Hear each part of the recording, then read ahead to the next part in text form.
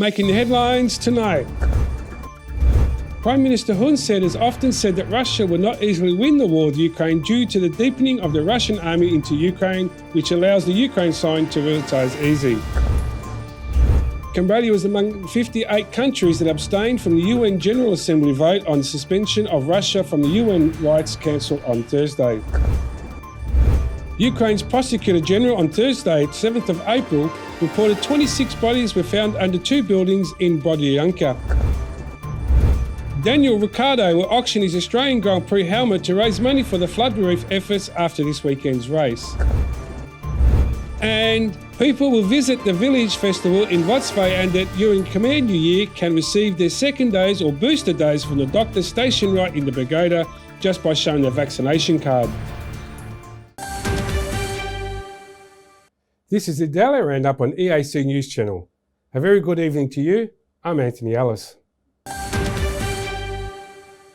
Prime Minister Hun Sen has often said Russia will not easily win the war with Ukraine due to the deepening of the Russian army into Ukraine, which allows the Ukraine side to relatively easily. This week, 2.5 months after invading Ukraine's Kyiv, Russian troops withdraw in search of a new offensive strategy, similar to how the Cambodian Prime Minister Hun Sen has analysed the situation. EAC News reporter Dashana Guchin has more. Infrastructure was destroyed and corpses were strewn across the streets of Kyiv after Russian troops withdrew from the capital back to Belarus and Russia, where Moscow ordered soldiers to rearm and strategize. Ukraine's Deputy Defense Minister Hanna Maliar said on 3rd April that the entire capital of Kyiv had been liberated from invaders. Russia, however, has stepped up its military activities in the southern and eastern regions of Ukraine. Speaking in a video message sent on Thursday night, Ukrainian President Volodymyr Zelensky, dressed in a khaki outfit, tells his compatriots and the world to increase sanctions on Russia while also requesting for more weapons to go to war with the Russian superpower. He said, "If everyone in the world had at least 10% of the courage that we Ukrainians have, there would be no danger to international law at all.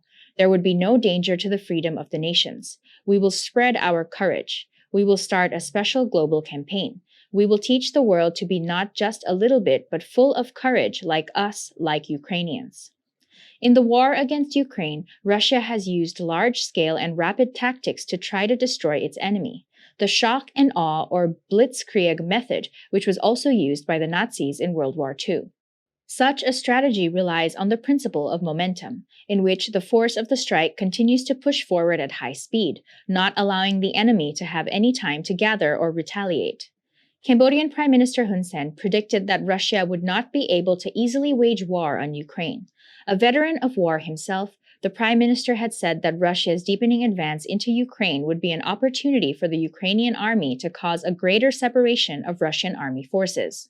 The Prime Minister spoke about this at the inauguration of National Road No. 3 on 2nd March 2022, 1 week after Russia's invasion of Ukraine.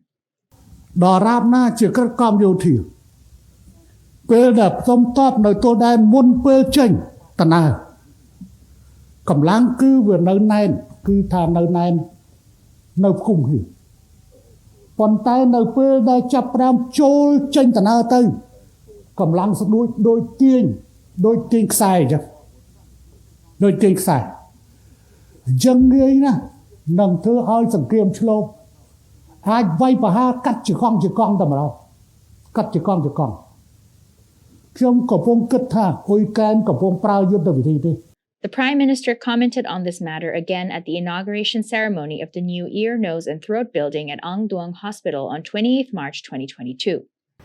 ឥឡូវជាងមួយខែហើយវាយយកអត់បានទេខ្ញុំមិនជឿថាវាយយកបានតែអត់ជឿទេ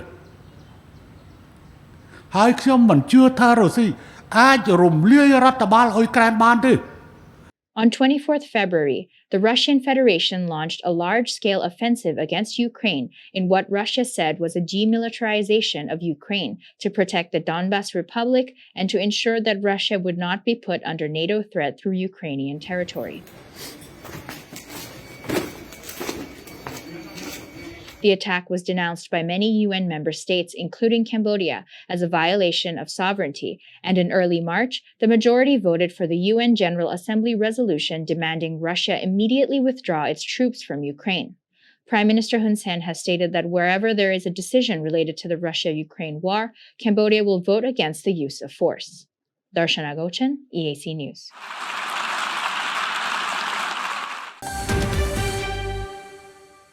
Cambodia was among 58 countries that abstained from the UN General Assembly votes on the suspension of Russia from the UN Human Rights Council on Thursday. At the final count, 93 countries voted for the suspension and 24 voted against. EAC News reporter Decca Nin has more details. Abstentions in elections indicate a willingness to remain silent and neither support or oppose a certain decision. Among the ASEAN member states, Cambodia is not the only country that abstained from the vote. 6 other countries also chose to abstain, while Vietnam and Laos voted against, and the Philippines and Myanmar supported the removal of Russia. EAC News could not reach Foreign Ministry spokesman Chom Sonari for comment. The United Nations General Assembly on Thursday voted to suspend Russia from the UN Human Rights Council over reports of gross and systematic violations and abuses of human rights in Ukraine.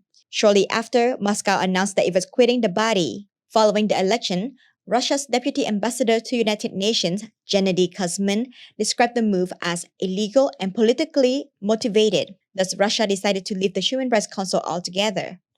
Dekanin, EAC News. The Secretary of State of Ministry of Interior and the Permanent Vice Chair of the National Committee for Counter-Trafficking of Cambodia, Chun Bon-eng, has said that in 2021, during the closure of the border with neighbouring countries, 140,664 migrant workers, including 62,184 women, returned to Cambodia over the border. EAC News reporter Darshana Gochan has more details. Speaking at the launch of the National Report on Combating Human Trafficking in 2021 and the NCCT's Work Plan for 2022, Secretary of State Chun Bon-eng added that because of the closure of borders and the lockdown of high-risk areas in neighboring countries during the height of the pandemic in 2020, a high number of migrant workers returned to Cambodia, with more than 130,000 people crossing the border. The Minister of Interior, Deputy Prime Minister Saw King, also spoke at the launch ceremony and called on all stakeholders to continue working together to form key measures, prevent and crack down on human trafficking to solve this ongoing problem in the Kingdom of Cambodia. It should also be noted that according to the Secretary of State Chun Bon-eng, human trafficking in Cambodia has increased significantly, with 359 recorded cases in 2021, a more than double increase from the 155 cases recorded in 2020. Darshana Gochan, EAC News. World Vision Cambodia reports 99% of grandmothers have the role of primary caregiver to their young children in the family, because more than 57% of mothers between the ages of 20 to 34 have migrated to cities or elsewhere for work.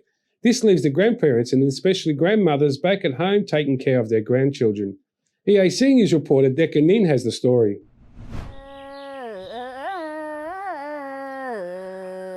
In a learning report entitled The Grandmother Inclusive Approach for Improved Child Nutrition, released on Thursday, 7th of April, World Vision reported that the increase in employment in the garment sector has caused many parents of children to migrate far from home for employment in order to earn money to support a family. As a result, the burden of caring for young children often then falls on the grandmothers, but many lack a full understanding of how to care for young children. In response to this problem, World Vision has provided training to grandmothers, which focuses on feeding and proper nutrition for children. World Vision Nutrition Technical Officer Grana Pusavi says that leaving children at home under the care of elderly can put children at risk of malnutrition, which can lead them to be underweight for their age and stunt children's physical growth, as well as lead to psychological problems due to vitamin deficiency. She said that is why we are working on this project, to see what can be done to reduce child malnutrition, as we want to see Cambodian children be productive as they grow. Gia Mari, an official from the Ministry of Health National Nutrition Program, said she recognized the need to improve the well-being of both grandmothers and children. She said through the training, grandmothers are also relieved from stress by facilitating community dialogue and building a social system to take care of the children at home when parents are not at home. The World Vision Nutrition Technical Officer added that the project underwent a trial period for 13 months, where many changes and improvements were made to the project indicators. However, it would take a long time to improve the training. In the future, she hopes the training will give more focus to raising the well-being of young children, especially children under the age of 2. She continued, The reason why we planted Grandmother Inclusive Approach project is so that children will no longer be afflicted by illnesses and so that their mental state could also be improved. This project intends to train grandmothers and provide them with the knowledge and good practices of take care of children and providing good nutrition. The pilot project was conducted in Samraong Tong and Basip communes in Kampong Speu province and lasted for about 13 months with the involvement of 300 grandmothers who are the primary caregivers for children under the age of 2. The project aims to build the knowledge and skills of grandmothers to ensure the well-being of children and to reduce the stress felt by grandmothers by facilitating community dialogue and building social support systems to address issues related to changing roles in childcare. According to the outcomes of the project, children aged 6 to 23 months who were able to receive a balanced diet with adequate nutrition increased by 12%, grandmothers' awareness of proper nutrition for pregnant women increased by 9%, the number of grandmothers using nonviolent methods in children education increased by 26%, and the number of grandmothers who said that they felt high stress levels in their childcare roles decreased by 12%. A village health support group member, Sun Di, said that the training of this project has made her more aware of how to take care of herself and the children in the community. She said, "I want the training to continue because it is important for grandmothers to be able to take care of their grandchildren well, and this training will make them more knowledgeable." One mother, Miss Sopip, said after her mother, who is in charge of taking care of her children, attended the training, she became calmer and began speaking more kindly to her children, which made her very happy. The 13-month pilot project by World Vision was conducted in 2 communes in Kampong Speu province, while the organization plans to extend the nutrition program to 17 other provinces and destinations in Cambodia. Dekanin, EAC News. The Ministry of Public Works and Transportation has decided to disallow technical inspections and license plate registrations for vehicles that have been modified to update their model without Ministry's permission, as such update modifications are likely to align with vehicle standards and thus might affect their safety. In a statement issued Tuesday, the 5th of April, the Ministry of Public Works and Transport stated that the Ministry has observed a trend of people getting their cars modified to try to update the model. Installations are often incorrectly done and not in line with the set technical safety standards, and also without permission of Ministry, affecting the safety of those vehicles and ongoing against the law governing car repairs and gauges in Cambodia. The Ministry states, "Therefore, the Ministry have decided not to allow vehicles to be modified without permission of the Ministry, inspecting, registering or providing identification cards or license plates to such vehicles unauthorised." In addition, the Ministry has also said that it will take action to shut down car assembly and repair shops that issue such unauthorised modifications, which can affect the safety of the vehicles and will not allow them to apply to repair permits. Since the beginning of April 2022, many Cambodian migrant workers in Thailand have been rushing back for their hometowns for the Khmer New Year, through the both legal and illegal methods, mostly through the unlocked border crossing the Ta San commune, Cambodian district, Battambang province.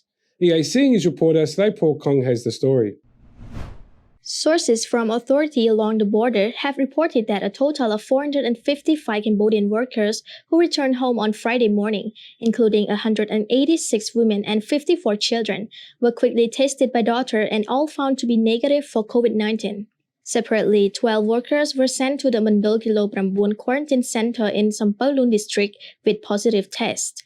Of the 443 workers who displayed the correct vaccination card, 21 children aged 5 to 18 were properly educated on how to prevent the spread of COVID-19 and allowed to return home.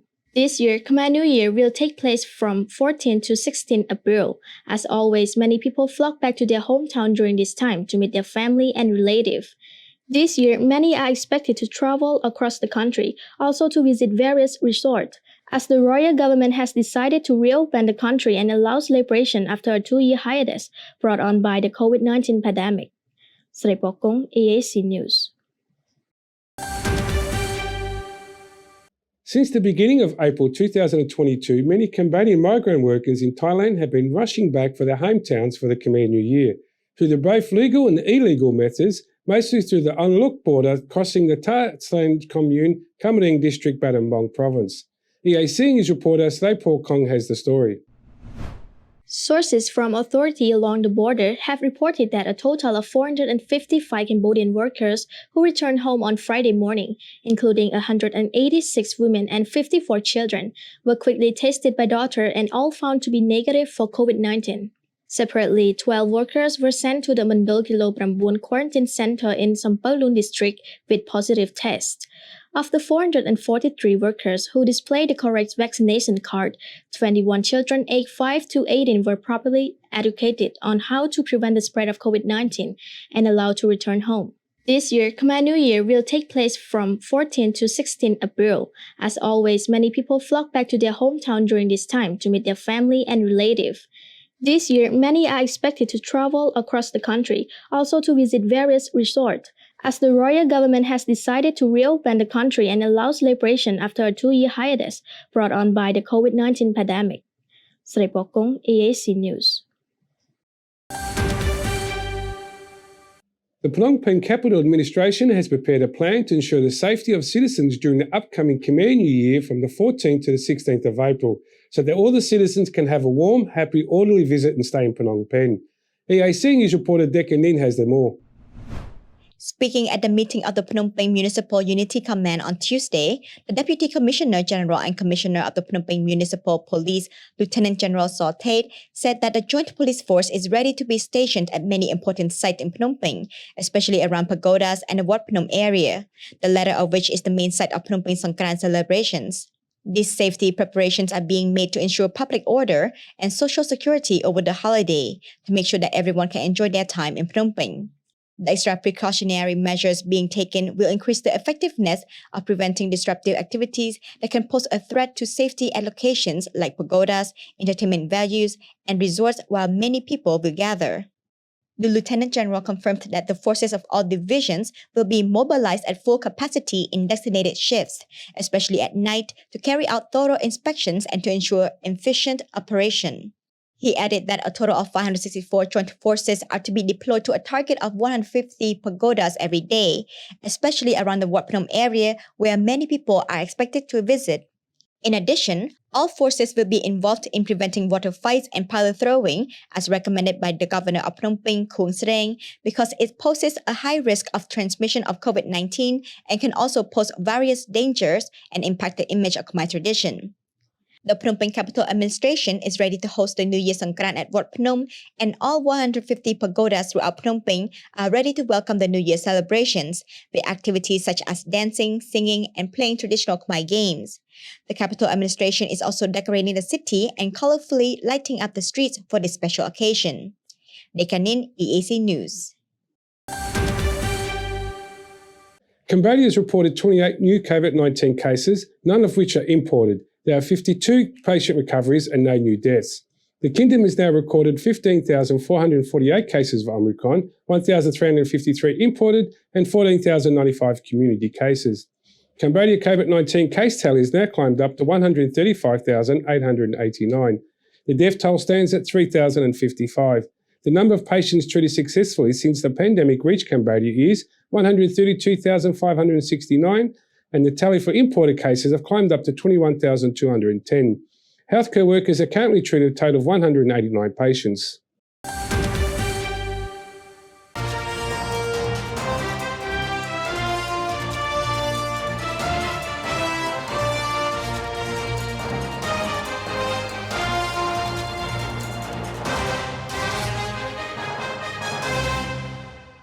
Now for a look at the news making international headlines this Friday, the 8th of April.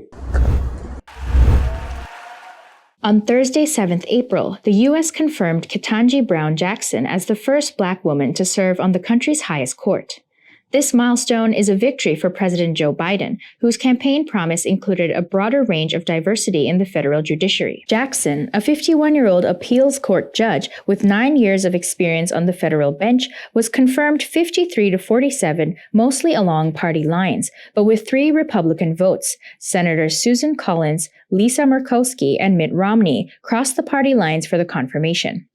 Presiding was Vice President Kamala Harris, the first Black woman to reach the high office. Of the 115 people who have served on the Supreme Court since its 1789 founding, all but 3 have been white.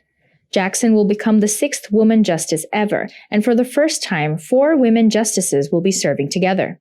Jackson will take the place of 83-year-old Stephen Breyer when the court's current term ends, usually in late June. She'll be sworn in after that. A glimpse of peace to the 7-year war was seen when Yemen's president delegated power to the President Council and dismissed his deputy on Thursday the 7th of April in Saudi Arabia's move to strengthen the anti-Houthis alliance amid the UN-led efforts to revive negotiations for peace. Yemen's warning signs is a major breakthrough against last week on 2-month truce that began on Saturday, the first since 2016. The deal eased the coalition blockade to areas held by the Houthis, who ousted Hadi's government in the capital, Sana'a, in late 2014. Hadi took the helm of the crumbling state a decade ago in the Gulf-backed transition plan after protests that brought down the president Ali Abdullah Salah, who was later killed. Analysts say the new council aims to unify anti-Houthis ranks by giving more parties a seat at the table. With Hadi effectively out of the equation and his controversial deputy dismissed, the hope is that Houthis may also be more honourable. Houthis chief negotiator Mohammed Al-Salam criticised the move as farce. Flooding caused by torrential rain in Colombia's Antioquia province has killed at least 11 people, local authorities said on Thursday, 7 April. Aníbal Gaviria, the governor of Antioquia province, said between 10 to 14 people were still missing. In addition to the death, 10 people are injured, the statement added. The flooding occurred late on Wednesday, April 6, when rains in Antioquia Abriacoy municipality flooded a camp at the El Porvenir mine, as well as part of the mining operation. Provincial Disaster Management Agency DAGRAN said flooding is common during Colombia's wetter season, while landslides are frequent due to the mountainous terrain and poor or informal construction of houses.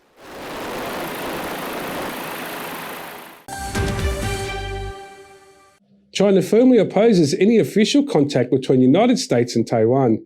Ministry of Foreign Affairs spokesman Zhao Lijiang said on Thursday, in response to a planned visit to Taiwan by the House of Representatives Speaker Nancy Pelosi. China firmly opposes any form of official contact between the U.S. and Taiwan. As an integral part of the U.S. government, the U.S. Congress should strictly abide by the One China principle pursued by the U.S., Zhao said at a press conference in Beijing. Zhao said such a visit would severely disrupt Chinese-U.S. relations and send a serious wrong signal to the forces seeking Taiwan independence. If U.S. House of Representatives Speaker Pelosi visits Taiwan, it will seriously violate the One China principle and the provisions of the 3 China-U.S. joint communiques, seriously undermine China's sovereignty and territorial integrity, severely harm the political foundation of China-U.S. relations, and send a serious wrong signal to the Taiwan independent separatist forces. China firmly opposes this and has already lodged stern representations with the U.S. side, Zhao said. Zhao warned that China will take strong countermeasures if the U.S. continues the move, which will break its commitment. The U.S. side should honor its commitment to the One China principle and the 3 China-U.S. joint communiques, cancel the planned visit of U.S. House of Representatives Speaker Pelosi, stop its official contact with Taiwan, and fulfill its commitment of not supporting Taiwan independence. If the United States insists on having its own way, China will take strong measures in response to unswervingly defend national sovereignty and territorial integrity. All possible consequences that arise from such a visit will completely be borne by the U.S. side, said Zhao. The UN General Assembly on Thursday, 7th of April, suspended Russia from the UN Human Rights Council over reports of the gross and systematic violations and abuses of human rights by invading Russian troops in Ukraine. The US-led push gained 93 votes in favour, while 24 countries voted no and 58 countries voted abstain.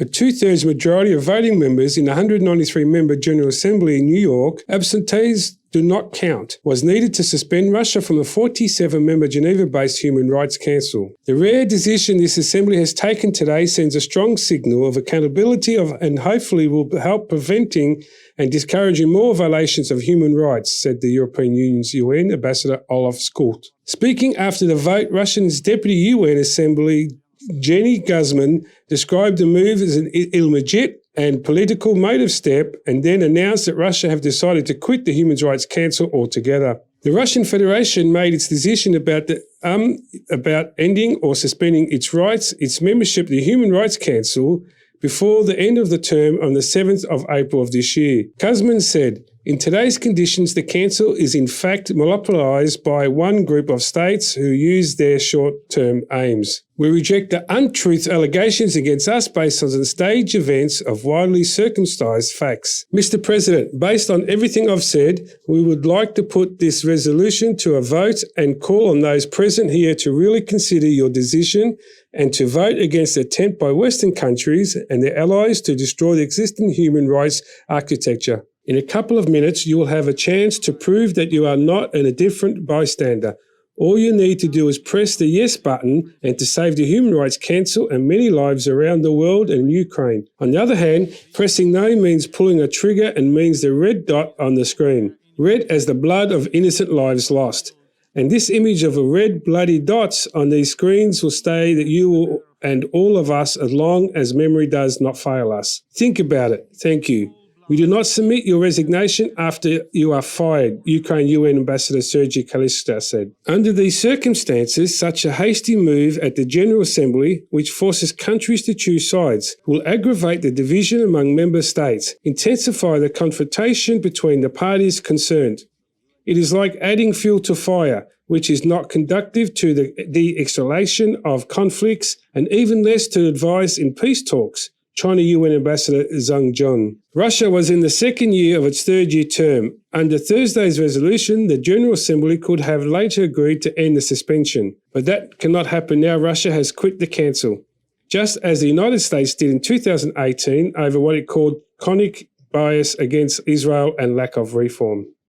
The decision to suspend the Russian Federation, which the EU and its member states have supported today, implements the 2006 General Assembly resolution establishing the Human Rights Council, which foresees suspension of members that commit gross and systematic violations of human rights. Suspension is necessary to uphold the integrity of the Human Rights Council, the authority of the General Assembly, and the credibility of the UN human rights system.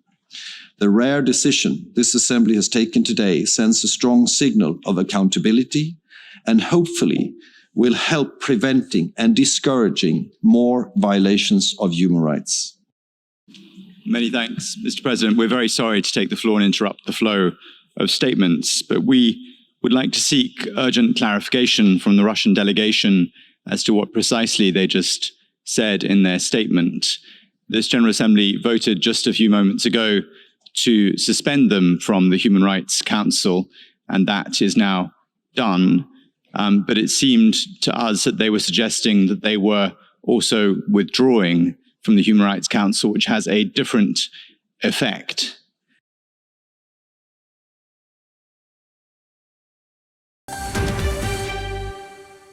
Ukraine's Prosecutor General on Thursday the 7th of April reported 26 bodies were found under two ruined buildings in Boryanka, northwest of Kyiv. Emergency services worked on to clear the rubble after the collapse of the two buildings, said by one of the residents, that have been caused by a bomb dropped from a plane. I left approximately at 7:30 a.m. At a quarter or 10 to 8 a.m. I was on my way back when the plane came on and dropped a bomb, said Vadim Sekretbolny, who said he had several family members trapped under the rubble. Rescuers were hoping some family had shelter in the basement, which would have remained intact after the building collapsed.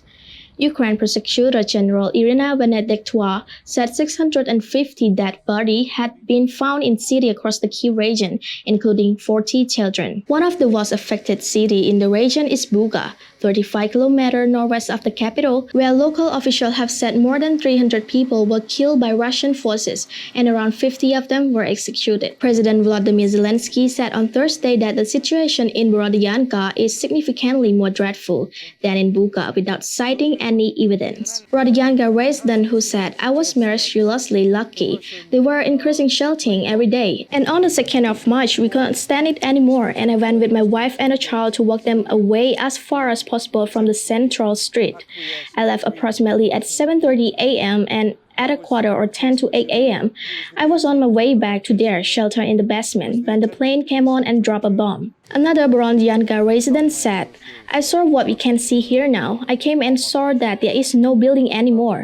I saw that I couldn't do anything. I stood there for a while and went to pick up my wife and child, and we walked on foot from Brondianka as we didn't have any other transportation means.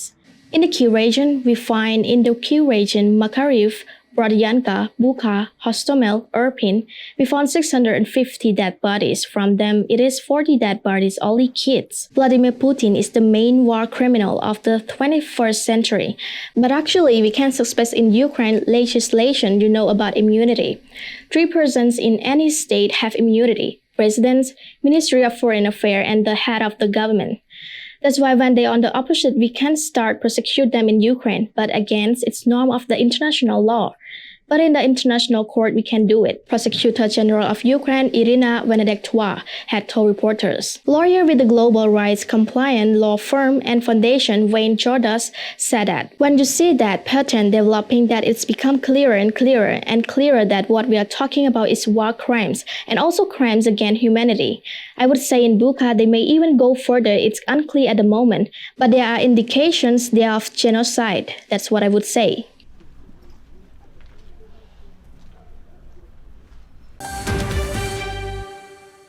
After the break, a look at all the latest sports news.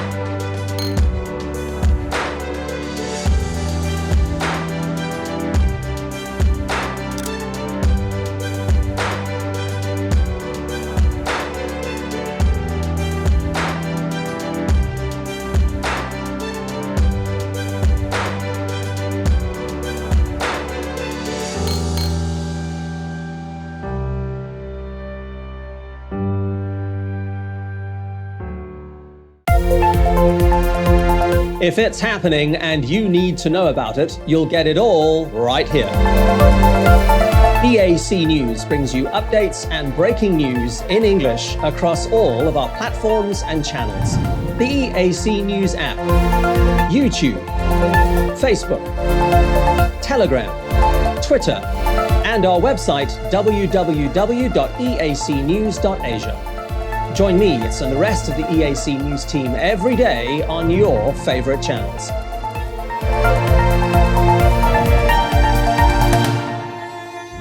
EAC News, Cambodia made clear.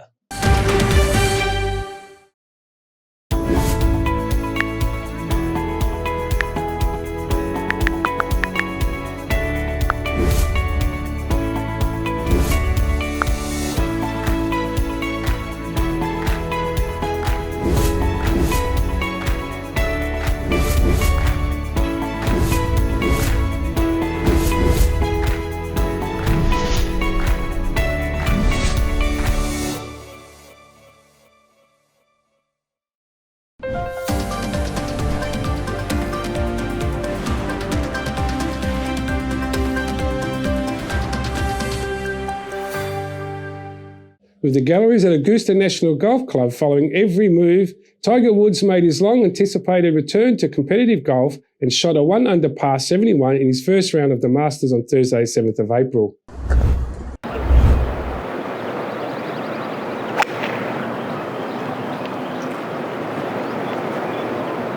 While South Korea's Sang Hae-im reached the top of the leaderboard with a 5 under 67, Made an eagle with 5 birdies to counter 2 bogeys, beating out the clubhouse leader from the early wave Cameron Smith of Australia by 1 shot. World's number 1 Scotty Scheffler, 2020 Masters champion Dustin Johnson, 2016 champ Danny Willett of England, and Joaquin Niemann of Chile tied for 3rd with rounds of 3 under 69. Patrick Cantley, Jason Kokrak, and Canada's Corey Connors were tied for 7th after shooting 2 under 70. Wood 71 was good for a tie for 10th, a feat unto itself, as he played in his first official event since he was injured in a single-car accident on February 23, 2021. After rehabbing a right leg that required multiple surgeries, Woods made his return to the sport 15 years to the day after his first major victory, a 12-stroke victory at the 1997 Masters. At the par 3 16th, the 15-time major champion drained a 29-foot birdie that swept right to left, eliciting his signature fist pump. He returned to 1 under with a putt and saved par on the final 2 holes,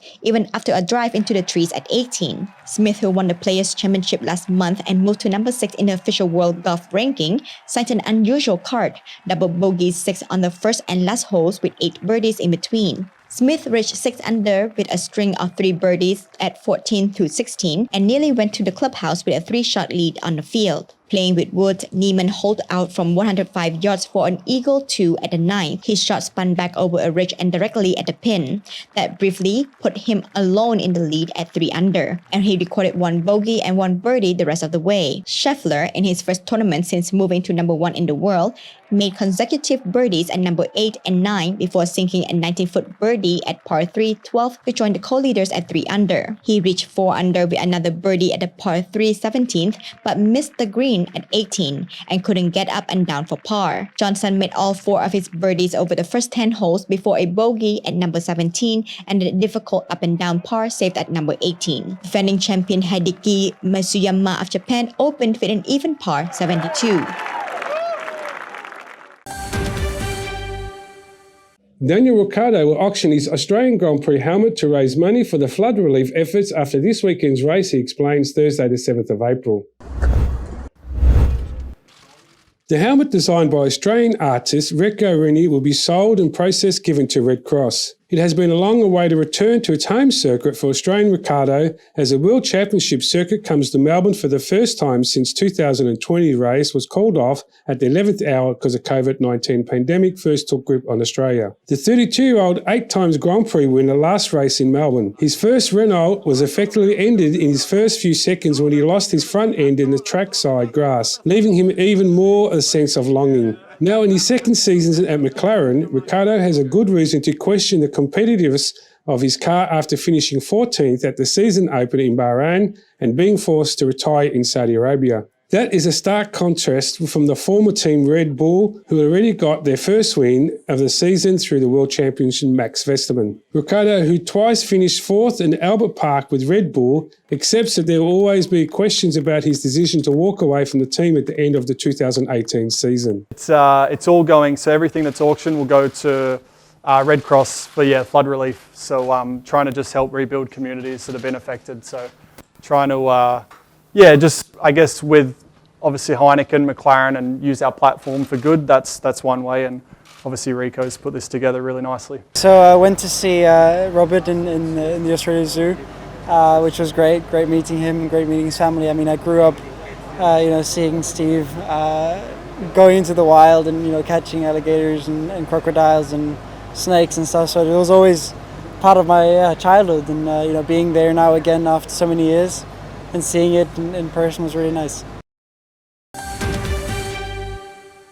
Japanese snowboarder Ira Iwabuchi landed the world's first frontside triple 1260 by a woman at an event at Crans, Montana, Switzerland this week.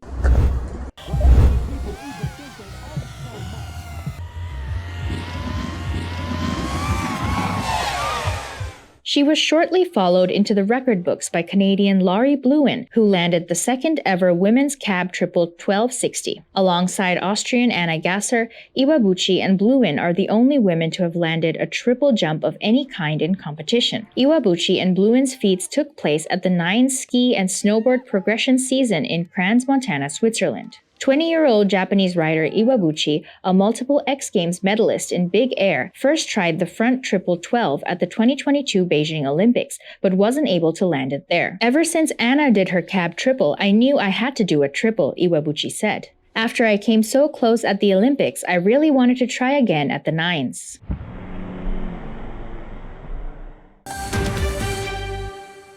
Now let's have a look at the weather and what you can expect for tonight.